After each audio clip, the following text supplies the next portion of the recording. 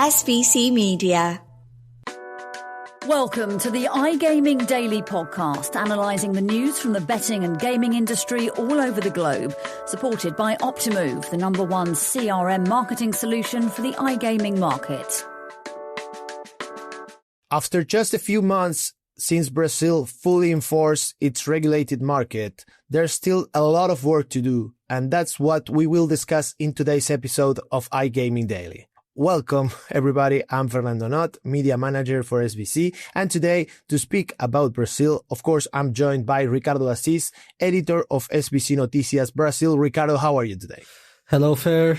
Very happy to be here, and very happy with how the Latin American clubs are doing in the Club World Cup, despite Boca Juniors, but let's not talk about it. It's okay. I'm not sure what you are talking about. There's a Club World Cup going on. That sure doesn't ring a bell to me. But let me welcome Elisa Marcanchi, business journalist for SBC Noticias Brazil, who will also be joining us today. Eli, how are you? Hi, Fer. Thank you. I'm okay, all good here, and happy to be here again.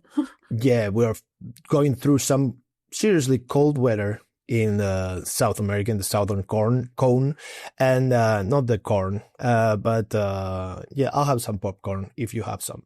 But yeah, Brazil is going through a lot, so we have a lot to cover today. Nothing about any Club World Cup, or that's the stuff Ricardo mentioned, even though I am very excited about the tournament, jokes aside.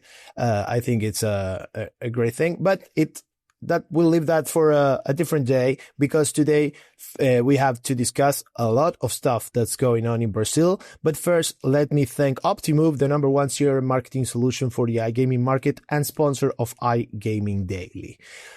Now, on to the news in Brazil. If you haven't read them, that's because you have not subscribed yet to SBC Noticias Brazil newsletter. So please do subscribe to SBC Noticias Brazil newsletter if you want to be up to date with everything going on in Brazil in the iGaming and sports betting industries. But one thing we have seen in the global regulated gaming industry is that you may have a regulation in place like Brazil does. Brazil has enforced, like we said, their gaming legislation has been enforced fully since January the 1st. But if you don't actually enforce the rules that you have set, you might struggle anyway with the development and how the industry works.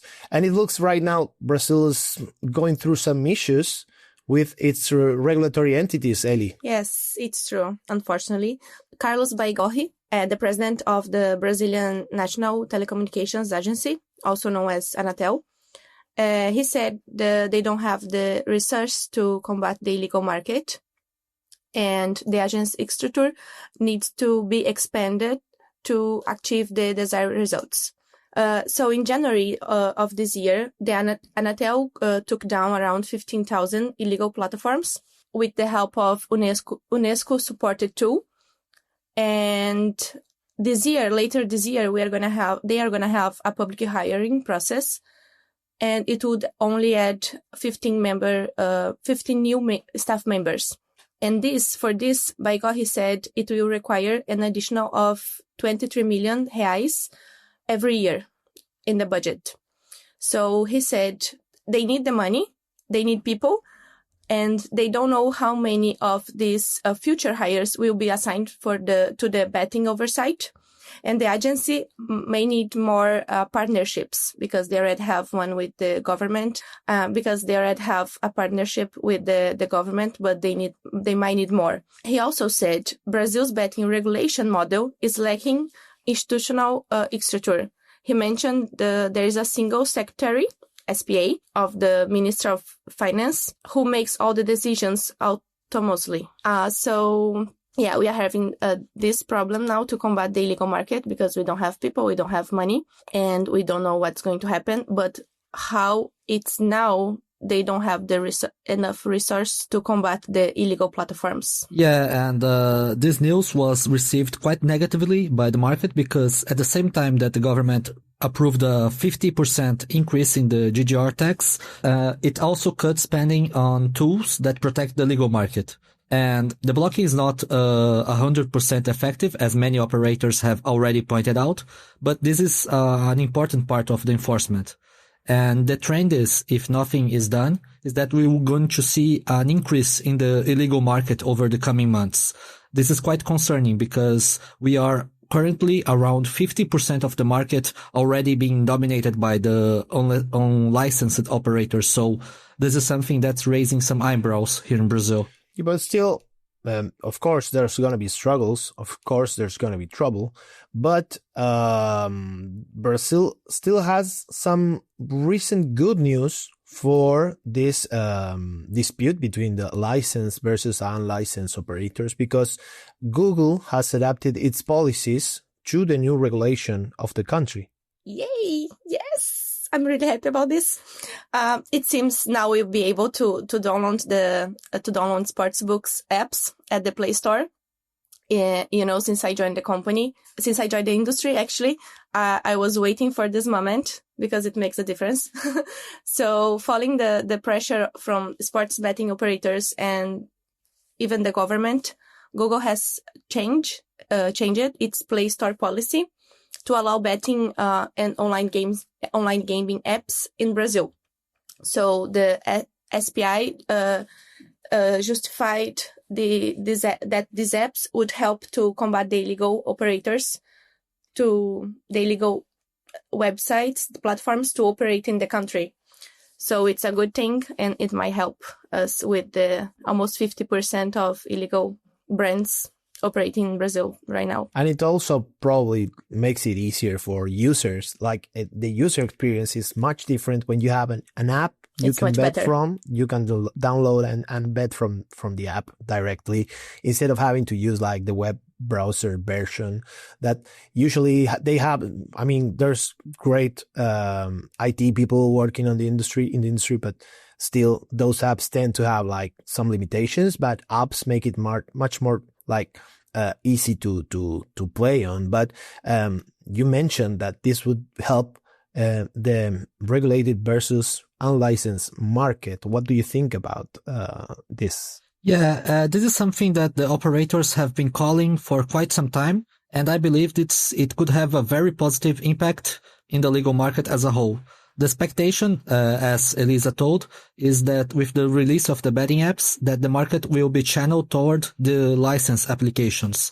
It will also make it easier to identify which operators are legal, because Google has also established that that is required a proof of the license to place the app in the store. So the common practice of placing a direct download link on the website should start to fall out of use in the next months. I think this is very positive, and because it brings way more security to both bettors and operators. Now what's missing is getting Apple to follow the same path.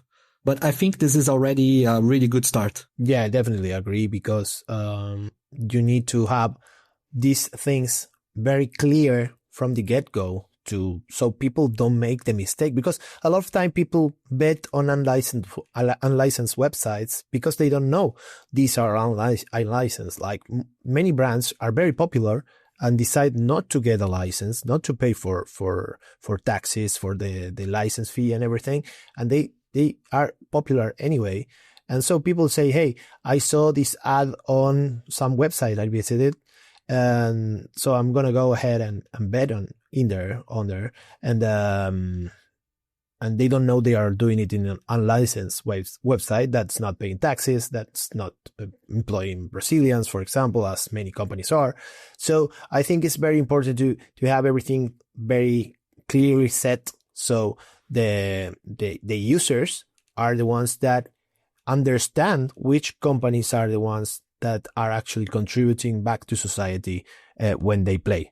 Yeah, there are some operators that are well known in the global market to just operate in the gray market. They come to operate in markets that are not regulated, or that are preparing to regulate, and before the regulation they go to advertise and create a brand identity, and when the regulation starts they do not apply. And I think this kind of measurement is really important to hurt this kind of companies that try to do this kind of stuff. Definitely. And also some people, they just don't get it, the difference between the legal and the illegal platforms.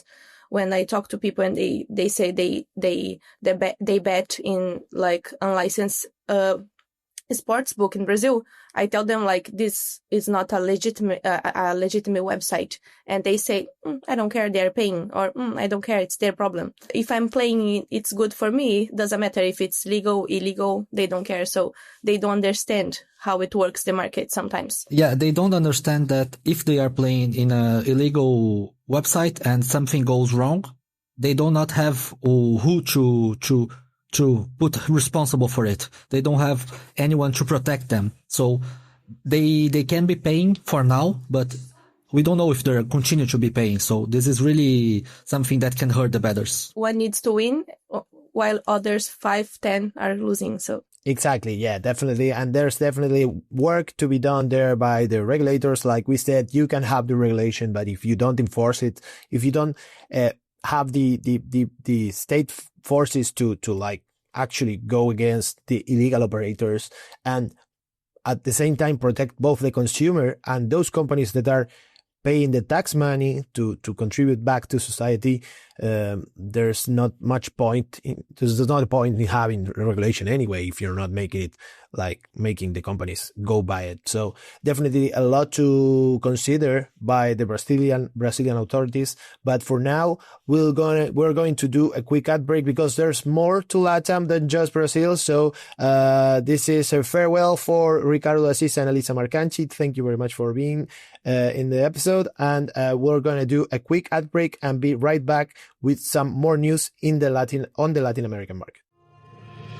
SBC Leaders connects the gambling industry's top-tier operators and associations to share the best ideas, collaborate on solving the biggest issues, and push innovation throughout the betting and gaming industry. If you're an operator and want to join the discussion, visit sbcleaders.com for more information. And we're back with iGaming Daily. Thanks for waiting, because now we have to talk about the rest of Latin America outside Brazil. And for that, we have now on Lucia Gando, aka The Boss, SBC Noticias editor. Lu, how are you? Hello, Fer. Glad to have you back. I hope your voice is better and you enjoyed the little trip to somewhere we don't know.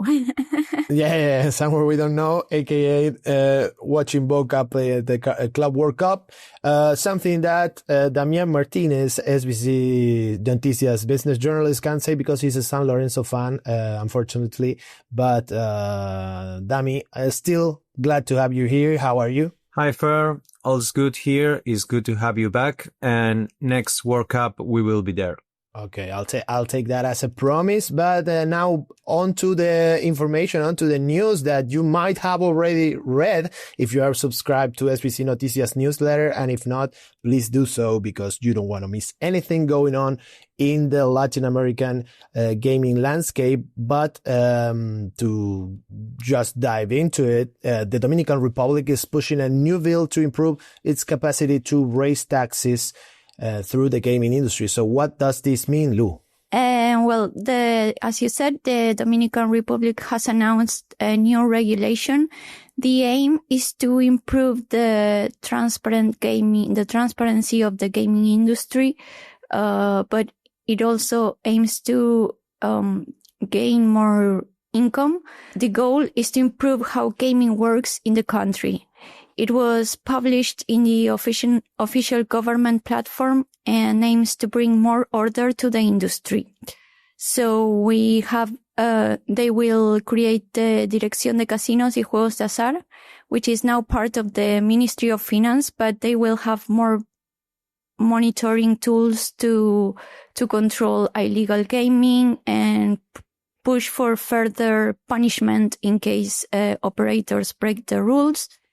The important part of the regulation is player protection, but this will have consequences on the incomes they are expecting, because more legal companies will be able to join the market, and also the illegal competitors will be shut down. So this is a general landscape of what's going on in Dominican Republic. And since I am subscribed to SBC Noticias newsletter, I was just reading that the Dominican Lottery reacted to the bill and the initiative by the government to push this bill. Where do they stand for our listener, Dami? Yes, fair. The Advisory Council of Dominican Republic National Lottery expressed its support for the draft of the new gambling law submitted by the President Luis Abinader to the National Congresses, highlighting its importance in strengthening oversight and transparency procedures in the country's gaming sector.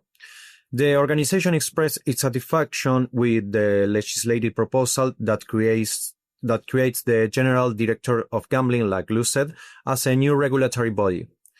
A letter signed by all members of the Advisory Council states, "The fundamental objective of this initiative is to create better controls over gambling, providing society with a true instrumental of control, security, transparency, and with sufficient power to establish sanctions for potential violations."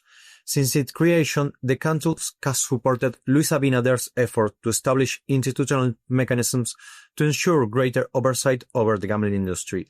Also, they reinforce the need for legislators to take this proposal seriously, because they say that it seeks to benefit society as a whole. And speaking of regulation, now let's be alert on, or let's pay attention to what happens in Dominican Republic. I won't say wait and see, because I feel like that's a Brazil thing now. But speaking of regulation, moving on to Chile, where a lack of specific regulation for the iGaming industry has sparked some issues, some struggles in the gaming industry. So, Lu, why don't you tell us what's going on in Chile? And actually, Polla Chilena had some saying in this struggle with iGaming, unregulated iGaming, and all that stuff, with the regulation not being there. Well, the Polla Chilena, or Polla Chilena, as we say in Argentina, it's the state lottery company in Chile, and has lost a big part of its value in the past 5 years or so. They published an official statement where they say that the company's value dropped by 33% between 2018 and 2024. They stated that this is a serious concern, especially because the company supports public health programs with its profits. So they justify this drop because of the rise of online betting platforms. They are against online betting as it is right now in Chile, that we know that they don't have an official framework. So the market is not fully regulated, but is fully operating. The Polla Chilena says these platforms are attracting many users and affect the traditional lottery games. They are only able to operate lottery games so far, so they are waiting for the government to approve the new regulation to include online gaming and sports betting in their official offerings, right? And the company's general manager, Rodrigo Cárdenas, has said that the competition from these platforms is unfair. He explained that online betting companies work under different rules and do not pay the same taxes, and this creates an uneven situation for legal companies like Polla. Like I mentioned, it's a state company, so Chile in general is losing with this lack of regulation. Yeah, Polla Chilena is actually one of the few companies that's actually, of course, it's a state-owned company, but it's the one that one of the few, that's expressly authorized to offer games through the internet. So that's why they have filed some lawsuits against internet providers to block all these unlicensed companies, because there's not a license to apply for anyway. So definitely a need to push for regulation in Chile, so those lawsuits go somewhere, because if you don't have any law to enforce to these companies, it doesn't really make any sense to file these lawsuits. But Dami, where are we right now, very briefly, with regulation in Chile? Well, Farah, that's a complicated situation. You know, the government is making a slow progress in creating a legal framework. In 2024, the Senate Economics Commission approved a bill proposing to regulate online gambling through authorizations granted by the Superintendency of Casinos, which is the regulator body. However, the legislative debate has not seen much progress since then. For its part, the Chile's regulator stated a few weeks ago that at this time, online gambling platforms are illegal. Nevertheless, last April, the Chilean justice decided to dismiss a criminal case against online gambling operators brought by the state lottery, the Polla Chilena, and land-based casinos. In her ruling, the judge in charge of the case argued that there's no specific law declaring these activities illegal, and therefore it was not appropriate to pursue criminal proceedings. Despite the controversy and lack of a specific regulation for online gambling, the market continues to operate and grow.